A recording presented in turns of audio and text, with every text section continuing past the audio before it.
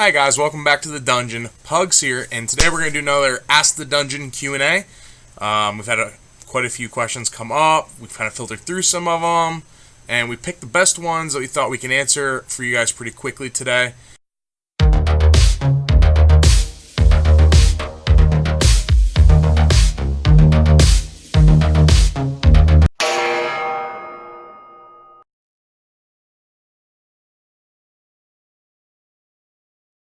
First question comes to us from a local reloader here in Baltimore named John. John asked us, should you always match your head stamps on your brass each time you load? So, John, thanks for the question. It's a good question, and my answer is going to start with it depends. We load a lot of calibers here in the dungeon, and I'd say that the majority of the time we're not worried about head stamp. One of the reasons why loading the same head stamp brass is a really good idea, though, is like when you're trying to make things more consistent, you try to remove variables from that. And removing the case itself as a variable is very big because it's the main component in your cartridge. So like when you're using all of Hornady brass or all of Federal brass or Lake City brass, when you start getting up into like the more expensive brass like Nosler, Lapua, Beltran, you start to see more consistent brass. Usually the more you pay for the brass tends to be a little bit better quality, like quality control throughout the brass is better. The long and short of it, though, is if you're just plinking and shooting the common caliber such as like 223, 9mm, 40, 45, I'd say most of the time the brass isn't going to matter. But if you're using things for like longer range, or if you're using or if you're trying to shoot competition, that it's probably a good idea to start paying attention to that. It's not required.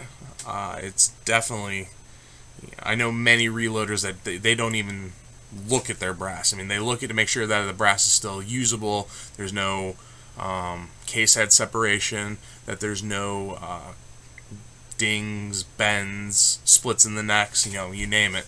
But I wouldn't say head stamp's like the most important thing.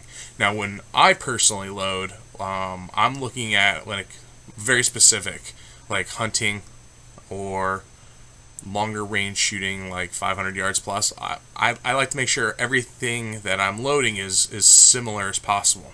To expand on this just a little bit, I'll give you an example. When I'm shooting my 308, I have a Remington 700 chambered in 308 with the 5R barrel.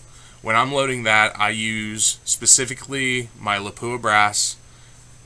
It is brass that I bought brand new. That's either brand new, once fired, twice fired. I know where that brass has been.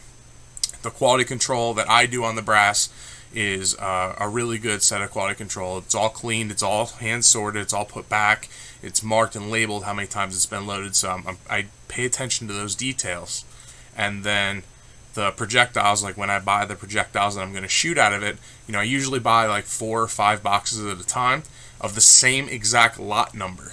So I remove that as a variable. And then I take those projectiles and I weigh them to make sure they're all either the exact same weight, or I categorize them by what weights they are, because the more consistent, again, you can make it, the better.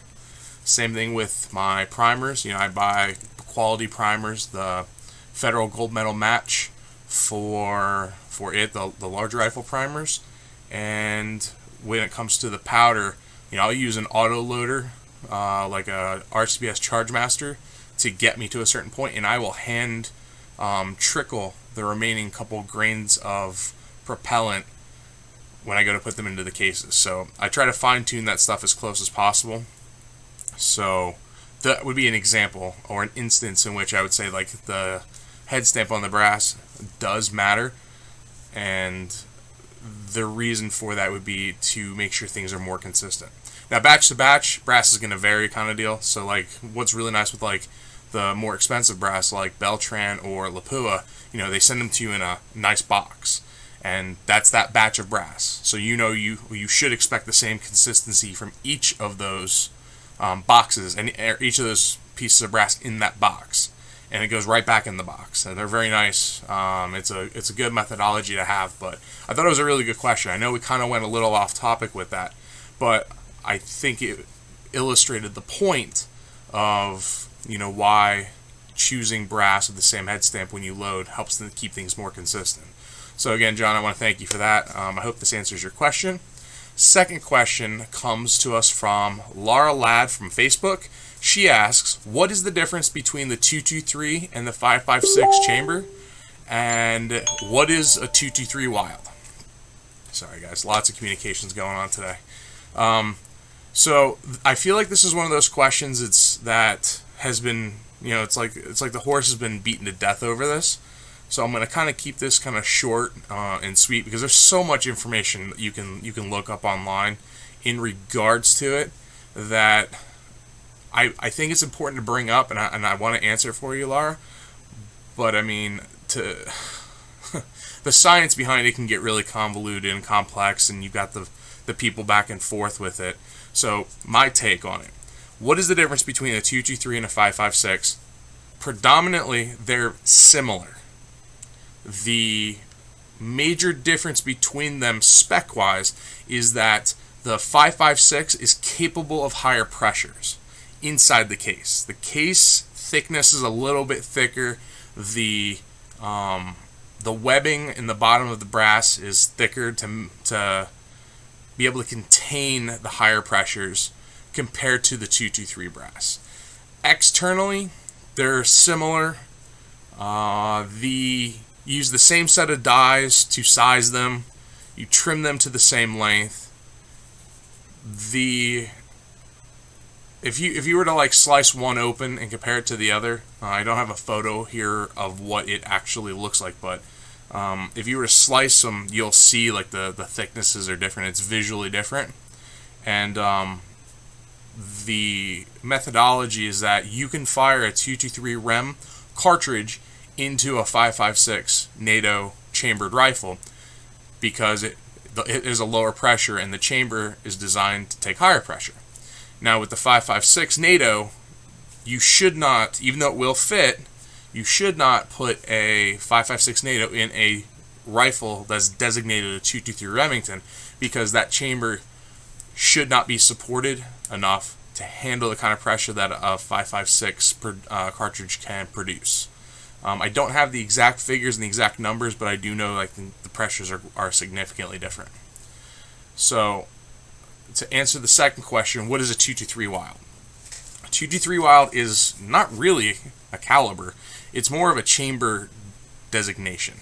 It is a cross between a 556 and a 223, whereas the spec for it is, again, you're loading them using the same dies, the same trim lengths, shoots the same projectiles, but what happens is you can fire both the 223 Remington and the 556 cartridges in it, and it's a hybrid between the two in dimensions. Like I said earlier with this, the 556 is just slightly different. It's very similar to the 223, but there is some slight differences when it comes to the external dimension. And the we talked about the case as being a little bit thicker on the 556. Another thing you can do too is that the capacity of the cases are generally a little bit less capacity in the military, the 556 base brass, and you can very simply measure that just with water. You could fill up a case with water and then dump it into either a graduated cylinder, or you can weigh it and see how many milliliters of water are actually in each of the cases. That's one of the ways you can find case capacity. So to finish up on the 223 Wild, it's just like a hybrid designation between 223 Remington and 556 to help bring those two even closer together, so there's less of an issue with the ammunition that you can fire through it, less of an issue or worry where you can use both types of ammunition and get as consistent results as possible. So Laura, I hope that answers your question. Like I said, I can provide some links here in the description that will help out with that, but there's so much information about that, and I'm glad somebody asked that question, because it is a highly debated topic. I mean, I see guys go back and forth on it all the time, and unfortunately, a lot of people get it wrong. The information I just provided is my understanding based on the facts and things that I've read either in manuals or have actually measured with my own calipers and done, the capacity test and things like that. So, Laura, again, thank you for the questions, and I hope that answers it.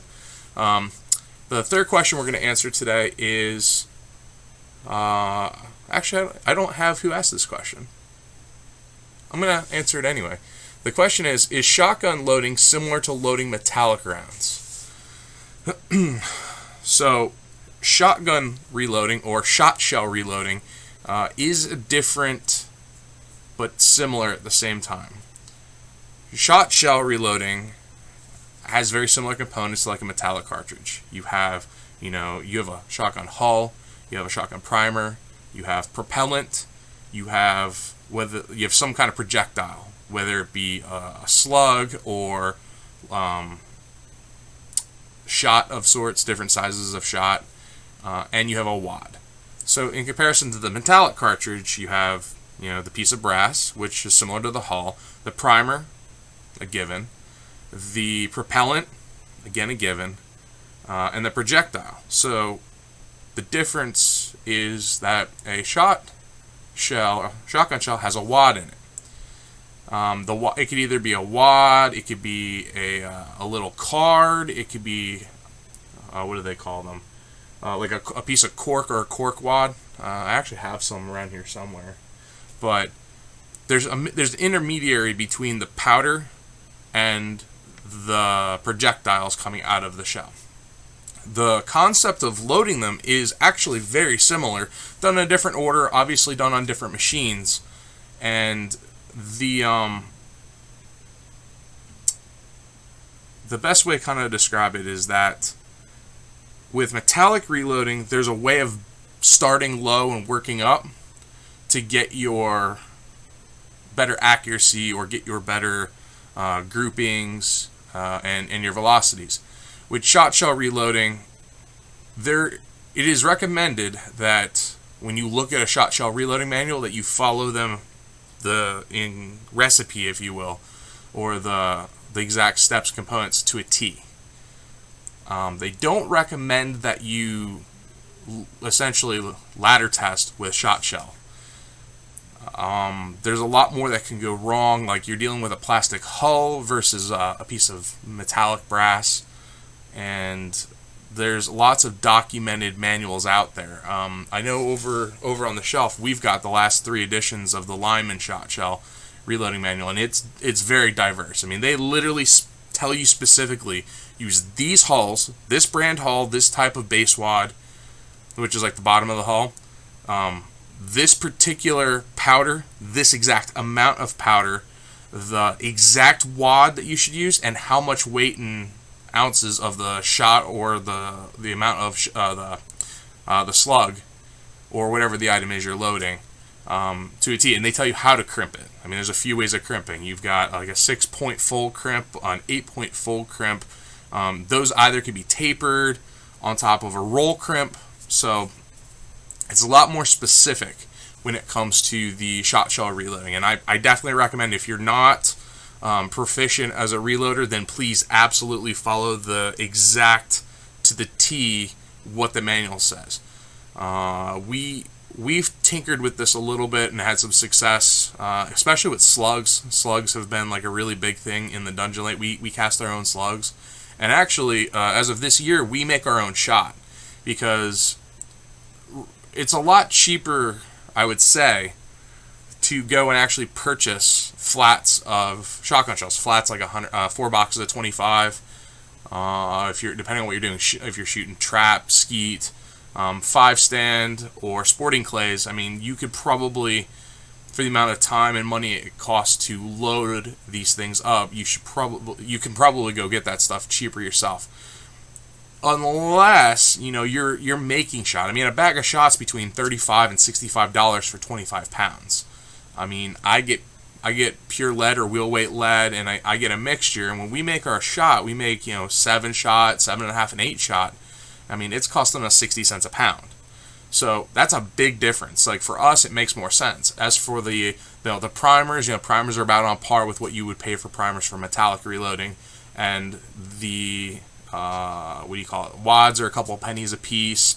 The powder is probably one of your cheaper aspects. I mean, it's similar to loading like a pistol. There's not really a lot of powder per se, and the price of the powder is pretty reasonable actually. I think we use for our trap and skeet rounds. I think we use red dot, and we're 8 pounds of red dot retails like $200, $150 somewhere in there, and actually we've reloaded so much shot shell this year because a couple of us are shooting trap that we haven't even finished an 8-pound jug yet. So I mean, there's factors you need to look at, kind of deal. Also hulls. A lot of the times you could buy once fired hulls. I've never purchased brand new hulls. Not since I've started here in the dungeon. I mean, many years ago when I was learning to do shot shell. I mean, we'd gotten a bunch of new hulls like Fiocchi hulls, or I think Cheddite was the other brand that we would get. And working new hulls is pretty cool, but once fired is just cheaper. I mean, you get them for 5 cents or less a piece. When I go to the trap range, when I shoot, at the end of every shoot, I'll go ahead and look through the hulls that are in the hull bins and pull out the ones that we like to shoot. Whether it's the Winchester AAs or the Remington STS or Nitros. They're, I think, the three biggest ones that you'll see at those ranges, unless you buy the flats off the shelf for like Federal or Fiocchi or Cabela's brands. I forget what that one is, but you'll see a lot of those as well. So they are very similar in how they load, but it's more like, circle back. It's more you should follow exactly the way the manual says you should be doing it versus actually tinkering or playing with it. It's a lot safer to do it that way. And unless you're a professional or you know what you're doing, you understand propellant charts, burn rates and things like that, I wouldn't tinker with it. And to go with this question, is it cheaper to make your own? It depends. It does. How much more accuracy are you going to get from a box, $25 box of 100 rounds versus 100 rounds you make? It's up to the reloader. It kind of is up to them to make and decide whether it's good for them or not.